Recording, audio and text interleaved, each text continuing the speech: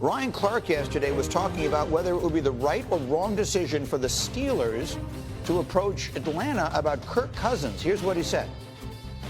I could say it would be the wrong decision for the Pittsburgh Steelers. You put yourself in this position to wait on Aaron Rodgers. And to me, now it's Aaron Rodgers or bust. If you don't have him, you play this season and you do everything you can in next year's draft to get your franchise guy. So I find this one interesting. Again, Graz and Lewis are with us here. Dan, I will say yesterday a note was sent into our group chat that Kirk Cousins was not present at the workouts, the voluntary workouts of the Atlanta Falcons. And I immediately said that feels like it's important to me. If Cousins is going to get traded, at least part of it might be because he forces the issue. And so I will find that very much worth watching. Talk us through the Kirk Cousins of it all, Dan. Look, if Kirk Cousins could force the issue, he would have. He was hoping to get released so he could sign with another team in free agency. Atlanta did not do that. And he's hoping to get traded to a team where he might have a chance to start. Because right now in Atlanta, he's set to be the backup to Michael Penix Jr. But Atlanta understands that it has a valuable asset, a real starting quarterback in the NFL. They've also sunk a lot of money into Kirk Cousins. They didn't want to just cut him and have paid him $90 million for one season or part of one season. So at this point, to get Kirk Cousins, you're going to have to trade for him. You're going to have to give Atlanta something, and you're going to have to take on some of the remaining $37.5 million in guaranteed money that is left on his contract. So there's a narrow list of teams. It's not nearly the list of teams that Giannis and Kevin Durant might end up on. It's a very narrow list of teams. And I think if you're the Falcons, you are hoping that someone's circumstances change in the next couple of months and makes them more willing to give you what you want. Is Kirk Cousins at this point in his career still a viable option to be a contending team starting quarterback, Louis Redick? Yeah, I believe he is. It has to be a very specific philosophical approach. It has to be something similar to what Pittsburgh ran, or what they want to run ideally under Arthur Smith, the offensive coordinator. Heavy run, play action. I mean, that's been Kirk's bread and butter. You go back to, like I said before in the first hour, 2018 until now, Kirk is top half of the league in QBR and play action. He was top 3 in the league as far as completion percentage over expected. So he's made some difficult throws under some difficult type of situations in big game type of situations, albeit in the regular season. He's coming off of last year, a very subpar year by his standards. He wasn't healthy. He wasn't under center as much as he was because of the Achilles, because he couldn't get back away from center and get set up the way he was used to, because he couldn't move in the pocket like he used to. So that's funny. It sounds like all the same things that Aaron Rodgers was dealing with his Achilles injury, but all of a sudden Aaron Rodgers is just, he's the cure-all for everything in Pittsburgh. Kirk isn't a throwaway. Braz laid out a lot of different things as far as like the impediments to kind of getting them on your team.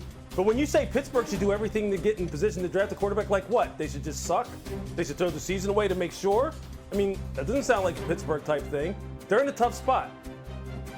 They've never done it. That's the one thing they've literally never done. And then I want to play one more sound off. This one doesn't really require any response or commentary.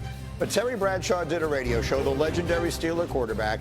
He was asked about the prospects of the Steelers signing Aaron Rodgers, and boy, he did not hold back.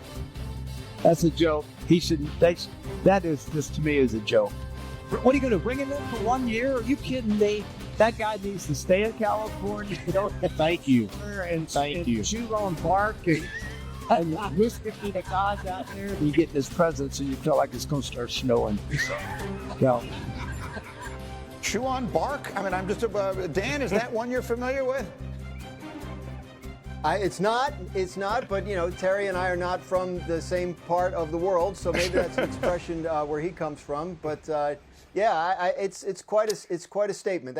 I got to say this. Look, the Steelers are not like putting all their eggs in the Aaron Rodgers basket. They're handling this the right way. They've said, yeah, great. If you want to come, great. If not, we have other options. So they're not, all out desperate for him the way that it's been portrayed a few places, I think. Perhaps that's not the way they look at it. We'll see if it turns out that way. If you're a sports fan, all right, we are back on Get Up, and we're going to do a quick edition of Sound Off here. Just interesting people saying interesting things. You just have to hear this.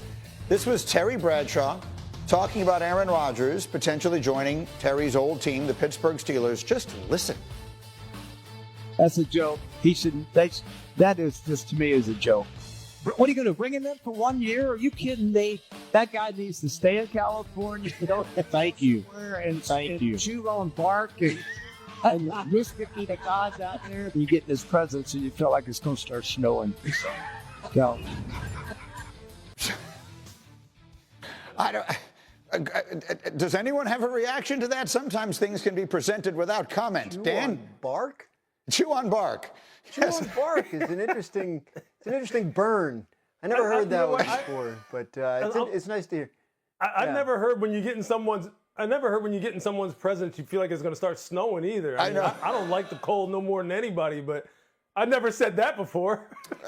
It's just a very strange combination of things for Terry to say. We thought it was interesting. We thought we'd play it for you, and then we'd move on to a game called Is That Ridiculous with Louis Riddick. And this one I think is really interesting. Yesterday, Kirk Cousins was not present at the Falcons' OTAs. I found that significant. Is it ridiculous to say he will be on a different team by the time we get to week 1?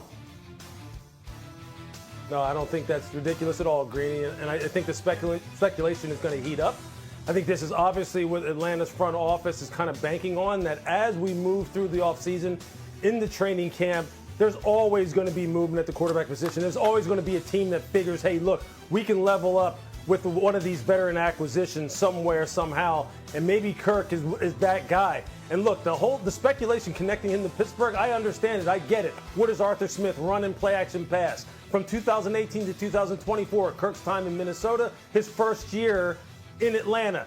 The guy was top half of the league in terms of QBR on play action. He was number 3 in that time in CPOE, completion percentage over expected. He still has some time left in him. I think that offense would fit him, quite honestly. Let's just see where this all plays out, but I can definitely see that happening. Graz, walk us through how that would happen if it were to happen. Would have to be a trade. Atlanta has made it clear that they're not going to cut Kirk Cousins. He would like to be on another team. He has a no-trade clause, so he has some say over where he goes. But the key thing, Greeny, is $37.5 million in guaranteed money. 27.5 this year, 10 next year. Is an acquiring team going to pick up enough of that money to make Atlanta happy enough to do a trade? Otherwise, they have said and they have acted like they're comfortable having him as Michael Penix's backup this year. I will see if he's able, or willing, I should say, to push the issue. Let me go to the next one, Louis. If I were to say, and perhaps I would say it hopefully, Justin Fields is going to have a career year in 2025. Is that ridiculous? Not ridiculous at all. Again, Greeny, look, this offensive line in New York, which is where it all starts for these young quarterbacks. They got 3 first-round picks and a second-round pick on this offensive line. They've got to be better. They've got to establish the run, especially with the running backs that they have as well. And look, Tanner Engstrand, the new offensive coordinator, and we said it before, it's staring him right in the face as far as what, philosophically the approach should be for this team. Quarterback run, feature the running backs, lean on this offensive line, play action pass. So could Justin Fields have a career year which would primarily be comprised of 20-plus touchdown passes, 3K plus in passing yards, 800 plus in rushing yards? I absolutely could see it happening. And that would be a career year for him.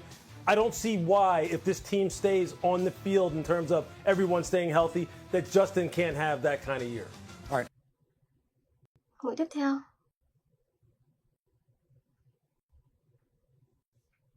Đấy, móc lần lượt như thế này là được.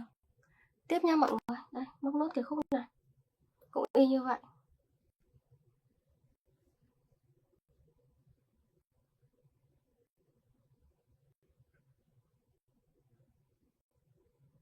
Mũi tiếp. Móc lần lượt như vậy là được nhá.